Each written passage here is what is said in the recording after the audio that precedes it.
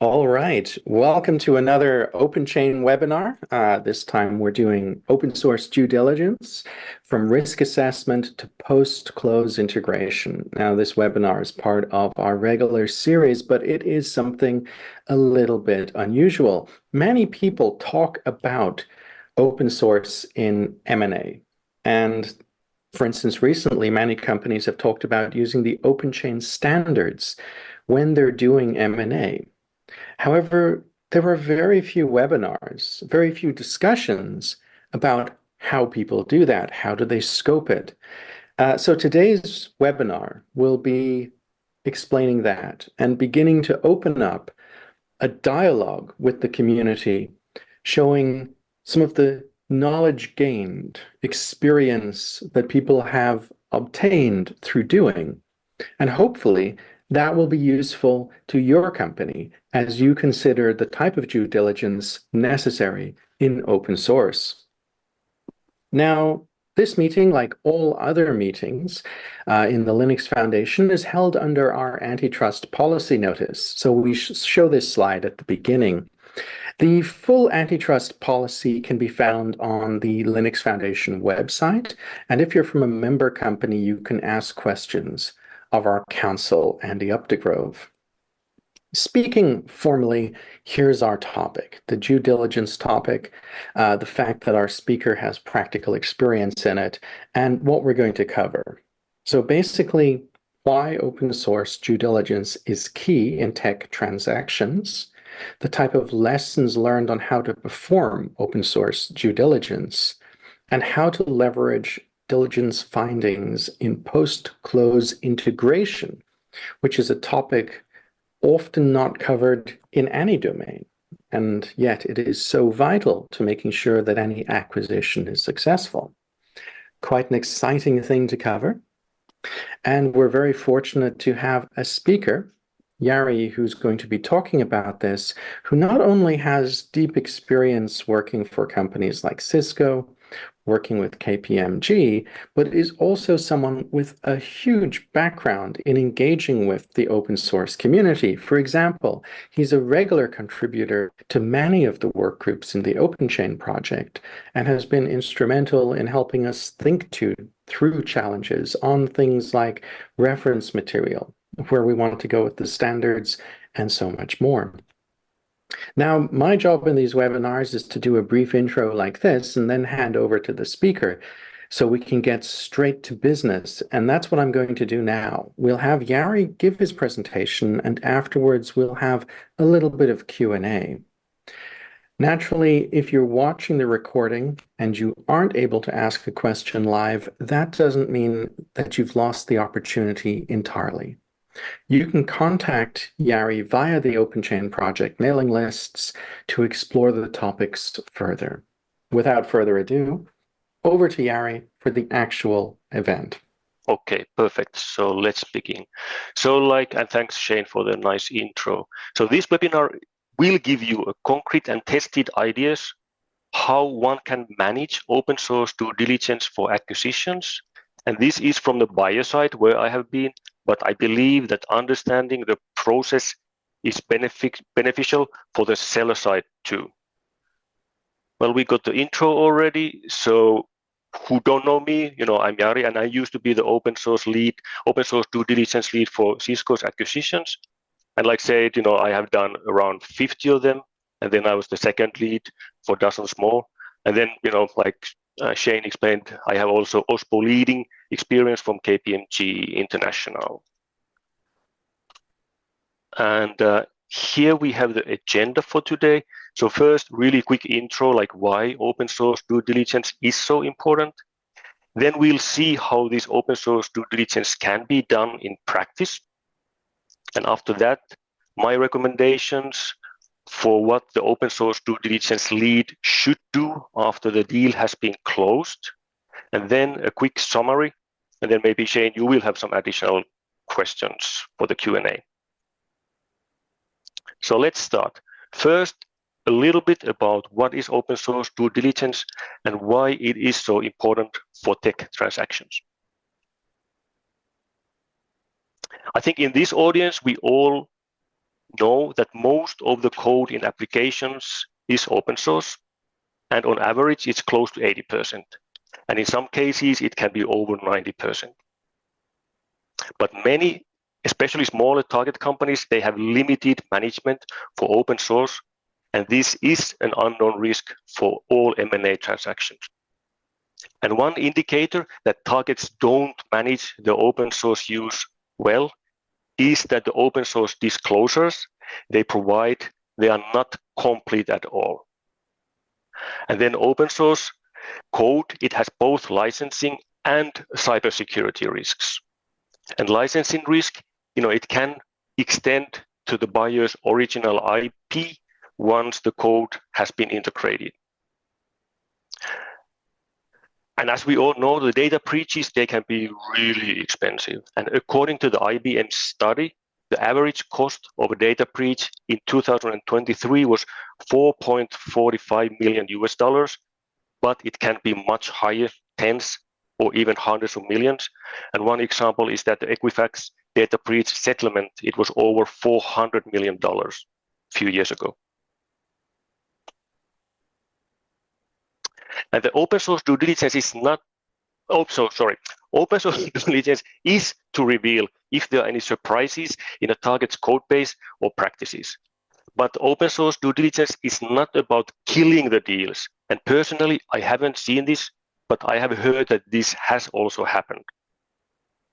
And maybe the most important thing is not just to identify the issues, but to estimate how long it will take to remediate the issues and how much it will cost to do so. And also note that the high criticality risks are often remediated prior to the deal close. And such cases may be, for example, that target, they have embedded GPL code into their own proprietary code. And here's one picture where we see main things that the open source due diligence is doing. On the top left, there's a licensing risk, and note that even the permissive licenses have obligations.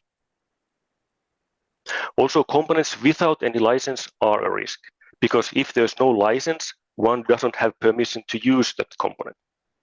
And one example from several years ago is that the code audit revealed that target had 4, maybe 5 components without any license. Then we went back to the target and asked if they have knowledge about the licenses of those components, but their answer was, we didn't find any license, so we assumed that the code was public domain, which of course is not correct. And in that case, they ended up removing those components and rewriting the functionality. Then on top right, we have security risks. For example, are there any CVEs in the code base?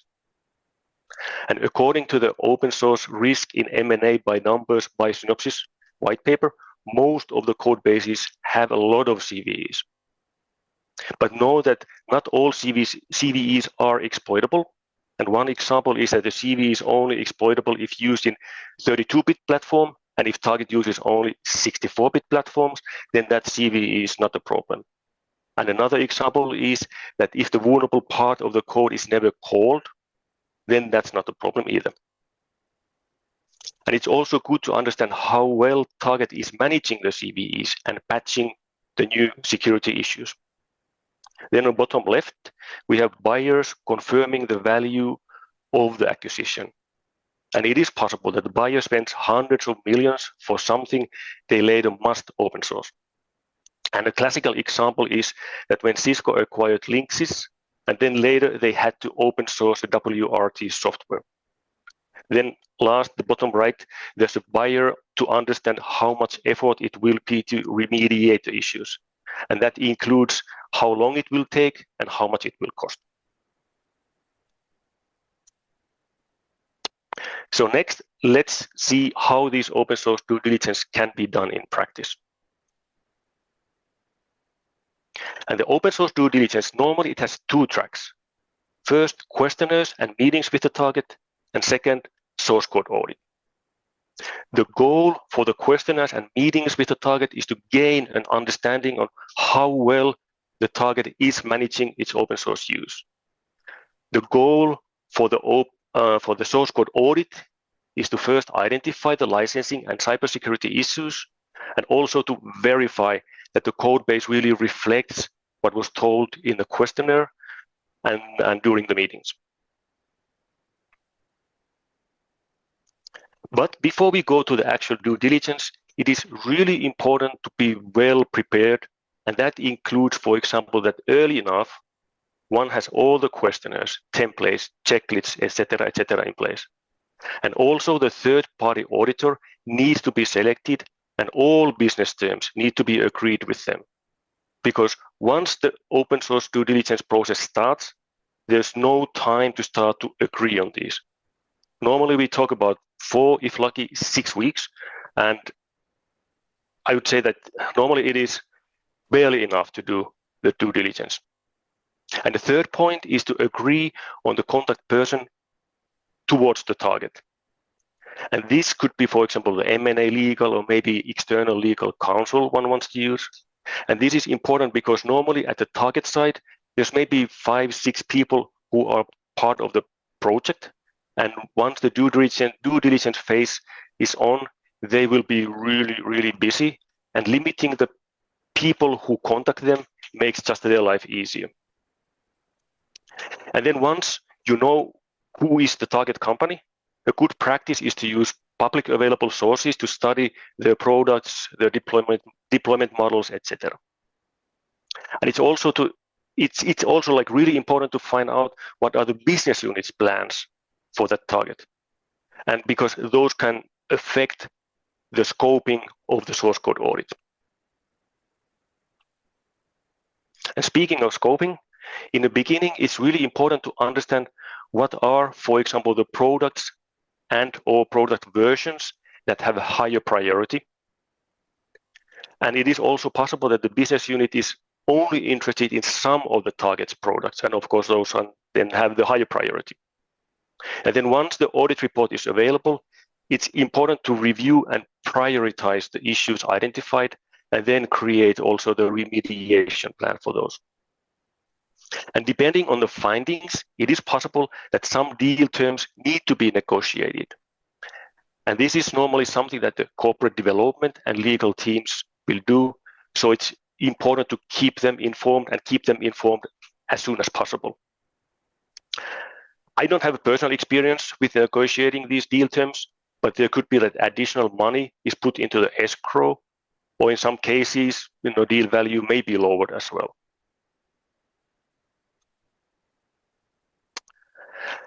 At a high level, the buyer wants to understand what kind of policies and processes target has to manage their open source use.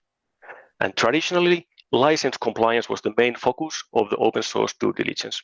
But today, I would also focus on open source management processes and open source vulnerabilities. Then buyer, they don't want to see the source code, because if the deal falls through and then after 6-12 months later, the buyer comes up with a similar offering, that may cause legal issues. And then of course, target, they don't want to share their source code because that's typically the highest and biggest value issue, biggest asset they have in the portfolio. And this is why a third-party auditor is normally used. It is possible that the seller side, they may provide their own audit report as well. And I have seen these every now and then. And of course, those reports were studied. But in my experience, the buyer side, they wanted to have their own source code audit done as well. And reasons to do this so were, for example, that if it was not always sure that, okay, if all relevant pieces of code were scanned, what's the depth of the scan? And for example, if the audit was done at package or at snippet level. Then in the end, the open source due diligence produces open source report and open source remediation plan, which then, like mentioned, includes the estimates of the effort and cost of that remediation. Normally, the due diligence timeline is tight. And the quickest way to get information about targets, policies, and processes is to have a questionnaire and a meeting with them. Then, like mentioned earlier, a disclosure list, or SBOM, is also a good indicator if target has good processes to manage the open source components. If target can produce a good disclosure list or SBOM quickly, it is likely that their processes are good as well. And one example from several years ago was a target company that had a large code base. And in their disclosure list, they had 7 components. Then in the end, there were over 1,000 components and snippets in the audit report. And again, this was not a deal killer, but it gave some good indication that there will be work to do in the integration phase. Then a couple of tips to take away from this slide. Keep the questionnaire as short as possible, but have all the relevant questions in it, because you don't want to go back and forth several times asking like additional questions. There are some public available checklists to help with this questionnaire, so you don't need to start from scratch. And the last tip is that send that questionnaire to target as soon as possible and give them 2, perhaps 3 days to answer. My personal experience is that a couple of days is good. If too much time is given, it is possible that then a target they put this answering too low in the to-do list and it will be postponed for too long, or they may even forget it because, like I said, they are really busy during that phase. And they can always come back to you and ask like, hey, can I have like 1 or 2 extra days to give you the answers if they have to.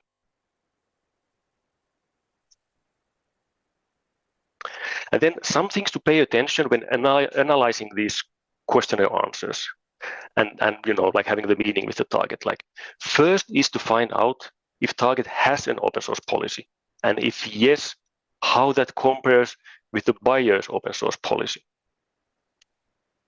And it would be also good to understand what kind of policies and processes target has for contributions. A good indicator of open source maturity is if target has open source compliance program, OSPO, and maybe even open source review board. And as mentioned earlier, understanding how target is managing their CVEs is important. And not to forget to get information on what kind of policies and processes target has to handle out of support or deprecated open source components. Then it would be good to know what kind of tools they use. Like, do they have SCA tool? How do they manage their SBOMs? And do they have some tools to manage their vulnerabilities? Then one can also find out if target is conformant with our OpenChain standards.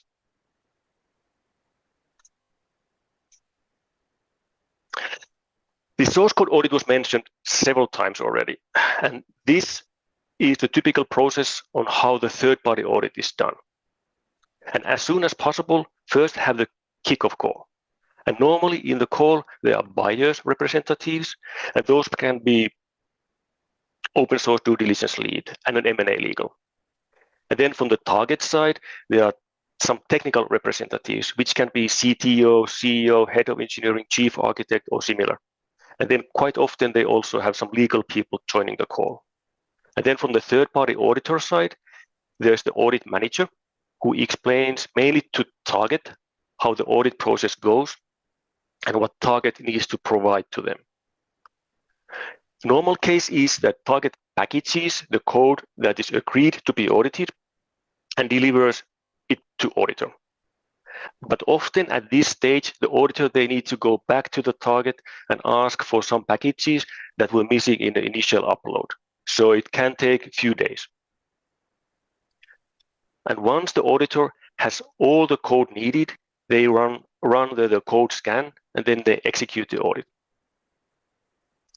My personal recommendation at snippet level audit is done because there may be some copy-pasted external code snippets, and today there may also be copyrightable AI-generated snippets. And normally these snippets, they require attribution and license text as well. And in the case the snippets are under copyleft licenses, those can put the IP in danger. And know that this snippet level audit normally requires more human checks and it takes longer as well. And then once this audit is done, the third-party auditor delivers the audit report to the buyer. And then buyer may or may not deliver this audit report to target. Depends on them. And then the final phase of this third-party audit is that the auditor presents the main findings to the buyer side and answers any additional questions the buyer may have.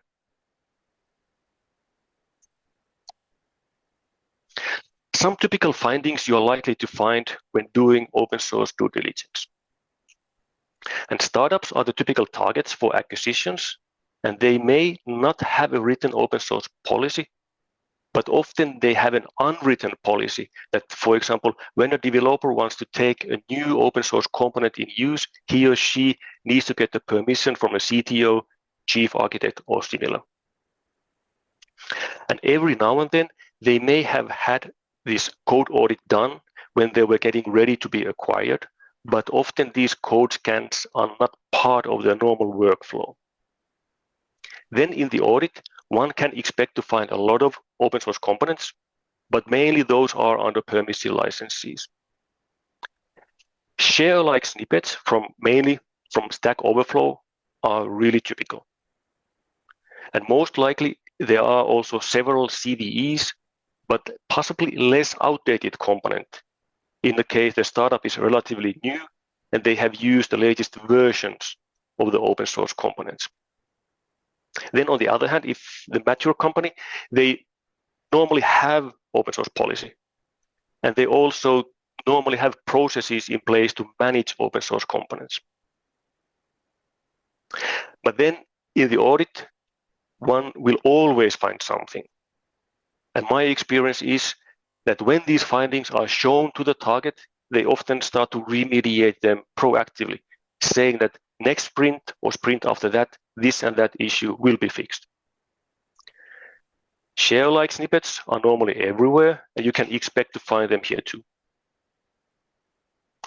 And I would also expect to find CVEs and maybe a bit more outdated component in case the target has some older products that have not been maintained actively. In the end, open source due diligence produces open source license issue report. Open source security issues report may be part of the general security due diligence report too. Depends how your organization decides to handle open source security issues. In the open source remediation plan, one has plans for how to remediate open source license compliance issues, and also plans how to remediate currently known vulnerabilities. Process improvements and open source training may be kind of given as part of the overall integration process, so these may not be needed. And when planning this remediation, it's good to keep the target in the loop because they know their code base the best, and they are the ones who can give the best estimates of the remediation timelines. And then on the right, you can see the purple box, and that just lists the typical remediation actions. Now, in the end, let's see some recommendations for the integration phase. First, let's look like a little bit like different integration scenarios. And I think the most demanding scenario is the full integration with the buyer's product. Then the other end of the integration spectrum is that when target is kept as a separate subsidiary, and in this case, it is typical that the target continues to operate as they were operating earlier. And from the technology integration point of view, there's not much to do. Identified license compliance and other issues, of course, they need to be addressed, but those are then normally addressed by the target's personnel. Then there can be a partial integration. For example, buyer is interested only 2 out of 5 products that target has. And then it's also integration over time, which can take, for example, 2, 3, 4, 5 years. And when this integration starts, normally the acquisition integration people, they have limited knowledge of the target and the findings of the open source due diligence. And at this time, the people who did this open source due diligence have the best knowledge of the issues. In my opinion, just handing over the open source report and remediation plan to acquisition integration doesn't make much sense. They may end up spending many days, even weeks, just to understand what is in those documents. The better practice is that the open source due diligence specialists who produced the report and remediation plan help with the integration and participate in at least the first couple of meetings. And how open source due diligence people can help with the acquisition integration. First, they can go through the open source report and especially the remediation plan and explain them to the acquisition integration, business unit, OSPO, etc., whoever is part of these integration efforts. And over time, more information most likely has been gathered, and there may be better, more cost-effective ways to remediate some issues, or it is possible that some issues are no longer issues, and the open source specialist can help with these as well. The last point here is talking about whether the business unit has changed its plans, which in some cases may make the remediation easier and in some cases more demanding. In the cases where originally a SaaS product becomes part of the shipping solution, then a lot of new licensing issues need to be taken care of. I was part of the due diligence where the target had a SaaS solution, but once integrated, that became part of the shipping product. In that case, that was known in advance. So it didn't come as a surprise, but I can imagine that the business unit may change their plans later too. Or it is possible that there's another business unit in your organization who's interested in target's product, and they may have a different use case for it.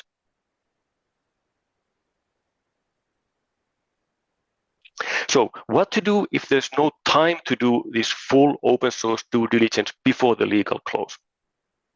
My recommendation is continue the audit and produce additional open source report and remediation plan for the new issues identified.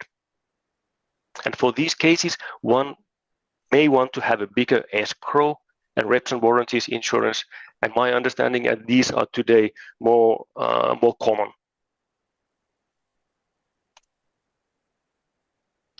Now, in the end, before the Q&A, quick summary. And here we see the whole open source due diligence process in one chart. And I believe that most of the open source due diligence processes in different organizations have more or less the same elements with some variation. And these slides will be available for download, or you can ask them from me and I can send these so you can have a deeper look. Some main points. Open source due diligence is very important for all tech acquisitions. It is really important to prepare in advance. Once the due diligence is going on, there's no time for anything extra. And there are two main tracks in open source due diligence: questionnaires and meetings, and source code audit. Open source due diligence analyzes targets open source practices and processes. And source code audit is used for licensing and security risk analysis. The remediation plan needs to include also the effort and cost of that remediation. And in the end, the open source specialist who did the open source due diligence can speed up the integration significantly. Sometimes just a couple of meetings are needed, but sometimes it takes more than that. And now, Shane, do we have any questions in your mind? We do. We've got a couple of questions. One is from me, and two are items that came up from our audience. The first one is to set context. It's, is due diligence something that, in your experience, is the same across different countries? For example, across Europe, have you found commonalities in due diligence, or does it require different approaches in different countries? My experience comes strictly from company in US, but we had target companies all over the world, and at least in our process, it was always the same. It didn't matter if it's like Australia, Asia, China, Japan, European country, or US. It was always the same. And, directly out of that, now that we've set context that there's a common approach, I guess the next question is there a common time scale for audits? So are we looking at a situation where the approaches are the same, but the time scale of an audit is very different? Or do all open source due diligence tend to take the same amount of time and resources? In my experience, the open source due diligence time, especially when doing the snippet level scan, because that requires quite a lot of human effort from the third-party auditor side, that's the piece that can take longer. And again, like in my experience, it is that if the code base is really large and there's no time to do full snippet level scan prior the commit to acquire, then what we did was that, okay, first we do overview level or package level audit, but then continued to do the deep snippet level scan and audit. And normally the timeline, like I said in the beginning, is 4 to 6 weeks. If lucky, it was 6 weeks. And sometimes there were some cases when it was no rush because of some commercial agreement, but normally it was always, let's say, this 4, 5, 6 weeks time scale. But like I say, sometimes the actual snippet level scan and audit continued after that, let's say, 6 weeks phase, initial phase. And the final question is something that seems to come up again and again. So it's about snippet analysis. And, we have a situation where some parties advocate for snippet analysis and some parties find it to be burdensome. In your experience, is there a risk of not doing snippet analysis in due diligence that people should be aware of, concerned of, or, is it something that is a low enough risk that they can say snippet analysis is not a priority here? Again, in my experience is that when doing the snippet level analysis, there are always these share-like snippets, typically from Stack Overflow, sometimes from Wikipedia, and those snippets, by default, they are under share-alike license, which is strong copyleft license. Then it is, again, like a little bit like organizations' risk tolerance. What do they think about those snippets, for example? But another point is that maybe 5 times during those deals I've been dealing with, I've seen embedded GPL in proprietary code. And that again puts the IP in danger. And maybe another, maybe theoretical risk is that a developer, he or she might have copy-pasted the piece of vulnerable code into the proprietary code. And then even then the CVE gets released, this piece of vulnerable code is never revealed because it's not the full package there. So nobody really knows that this piece is there. I haven't seen this, but this is in theory possible. And I wouldn't be surprised if that hasn't happened yet. And maybe then a third type of risk could be from cryptographic code that one could copy paste. And that code could be subject to export control, especially in the States. Export control is a big thing as well. So these three main risks I see if not doing the snippet level code analysis. Thank you, Jari, and thank you for this wonderful webinar. As we close, I just wanted to see if there was any parting comment you'd like to make to our audience. This is my contact info. Please get linked through LinkedIn, and there's my email. So if you have any further questions which you don't feel comfortable sending to the mailing list, you can send those privately to me. But I think it would be better to use the mailing list, so then we get a bit broader audience if you have any questions there which you are comfortable for sharing with the broader audience. I think that's all. Thank you, Jari. And, to echo what Jari said here, one of the advantages of the mailing list is that we are very much a community of user companies helping user companies. So raising things often leads to a lot of people saying, oh, I've got some experience here. Here's my perspective. And that's why this community is so valuable. Well, Jari, thanks for a wonderful webinar, and please have an excellent day. Thanks, Shane, and thanks to having me here.